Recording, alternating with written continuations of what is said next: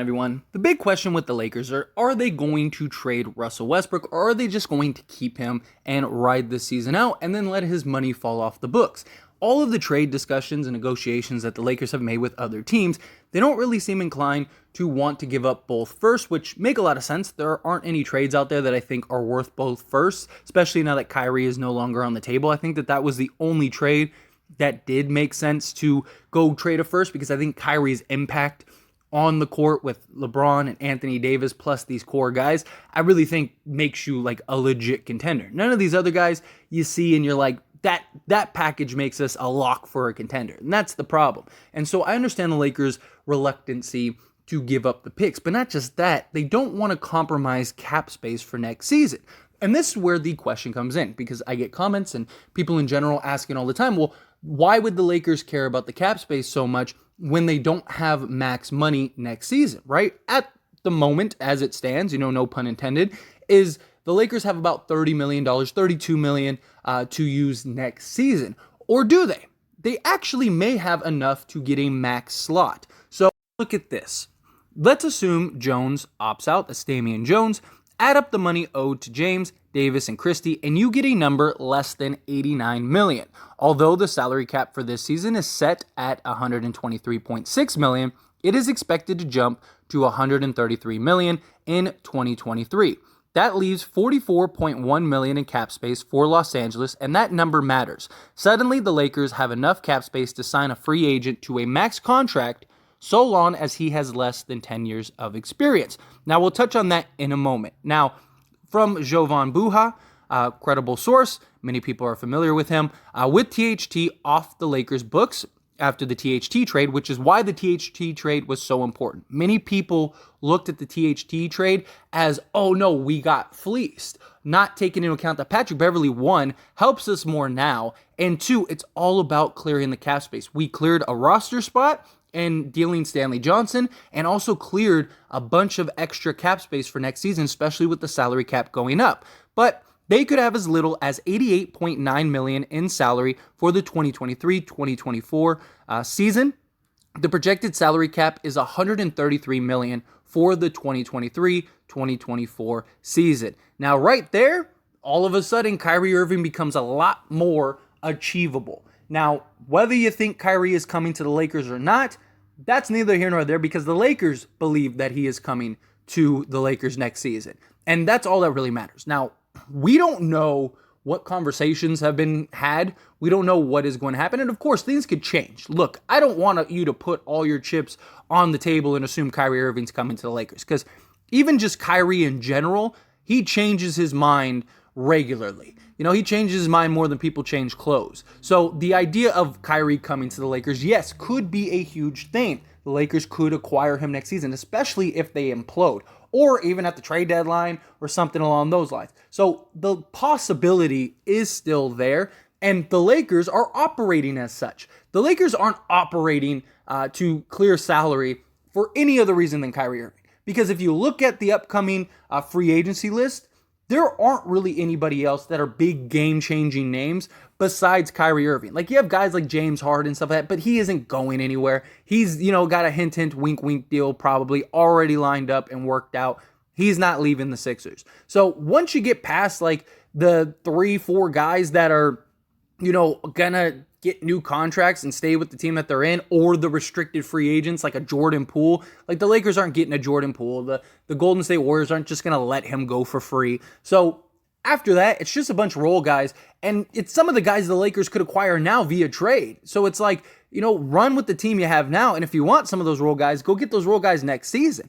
Especially if you have to give up your draft picks, better off just keeping them. And if Kyrie wants to come, then beautiful. Then you can sign Kyrie, because $44 million is a lot more enticing to Kyrie Irving than, say, $32 million, especially over several years. Now, I don't think Kyrie is getting the max regardless, unless it's with the Brooklyn Nets. So if Kyrie is to leave the Brooklyn Nets, he's taking a pay cut somewhere, because most teams aren't going to want him, and they're not going to want to max him out. The only team that really wants him is the Lakers.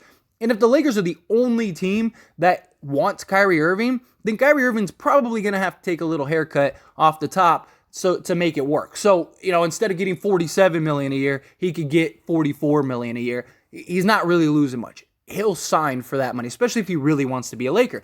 This is why the Lakers are operating the way that they're operating, and why I wanted to make this video, because a lot of people are like, F them picks, F the salary cap, we need to win now.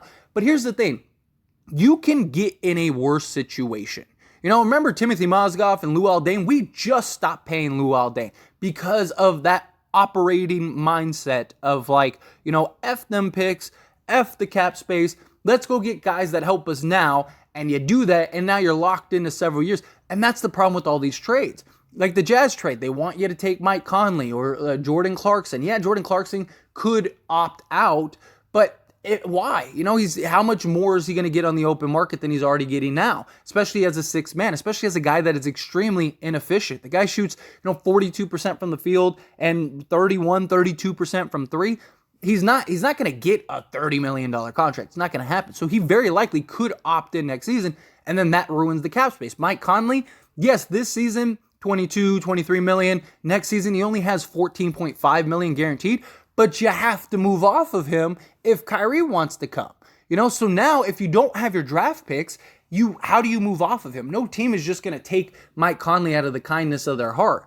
But if you have a first round pick, a team might. Same thing with the Pacers deal. Say you get a Miles Turner. Yeah, Miles Turner is expiring, but Buddy Hield, he's not. So if you don't have a first, how do you get off of him? And now you don't get Kyrie Irving. So the Lakers are operating as if Kyrie Irving is coming next season. Whether it happens or not, they could still, if you have $44 million, you could probably get several guys. Like that's probably enough money to get you like Otto Porter Jr., let's say Miles Turner, and like Bogdanovich. Something like that. So now you just got your two wings solved. You got, your center next to Anthony Davis. You got, you could re-sign some of these role guys. Like you're in a much better position than you are now. And it's not just punting this season. A lot of people look at it as like, oh, we're just punting this season. It's better to punt one season, which I don't think the Lakers are punting this season. I think the Lakers team is going to be pretty solid. Are they a championship contender? Probably not. But I do think the Lakers are in their best interest to not force a trade. You don't want to give up all of your assets because it is possible. Instead of punting one season, you're punting several seasons. Not just that, but if you're trading your assets for guys that you're just going to let walk the following season, what is the logic in that? What is the point in that? Especially if they don't put you over the hump. Now, if it was a trade that put you over the hump, like if we could get Miles Turner and Buddy Hield for just one first and Russell Westbrook, take that deal because you got the first to move off of Buddy Hield, and Miles Turner, you can maybe work something out to try to re-sign him next season. Maybe he's affected this season, although there's injury concerns, stuff like that. But that's not what the Pacers want. Pacers want both firsts. They wanted THT, who isn't even on the roster anymore. They wanted the Lakers to take on Daniel Tice. Like, all of that stuff ruins the cap space. And at least next season, you might have $44 million. So even if Kyrie doesn't come, maybe you can go get something like a Gary Trent Jr. if he opts out, and a Miles Turner and a Bogdanovich or Otto Porter Jr., guys like that. Like, and now you have like a legit team that is probably better than any trade that you're doing this year. And maybe now you have a legit chance at winning a championship next season, because you have Anthony Davis, you have LeBron James locked in. And it's better to it's better to do no trade than a bad trade. And I know many people want Westbrook gone just for the sake of getting off of Westbrook. Many people just want it, just cut the cord, cut it done. But look, if Westbrook is on this roster, you got to factor several things in. One, new coach, which means new system, new culture, new atmosphere. And you see Russ and Darvin Ham are like inseparable. Like they are at the hip. Going everywhere. Westbrook is showing up to every press conference, all of that stuff. Like, that is huge.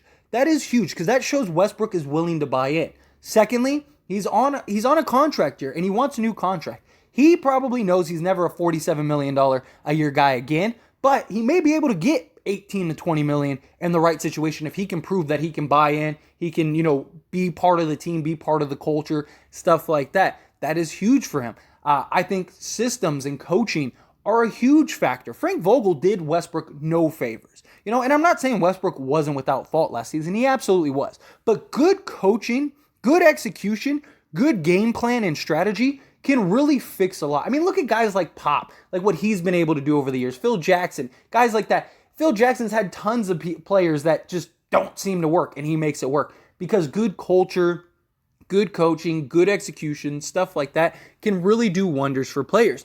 If Darvin Ham can get Westbrook to just be effective, give me 15, 5, and 5, night in and night out, but effectively, we have a legit big three on this team.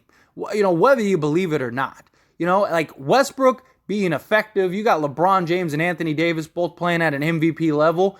This team is scary.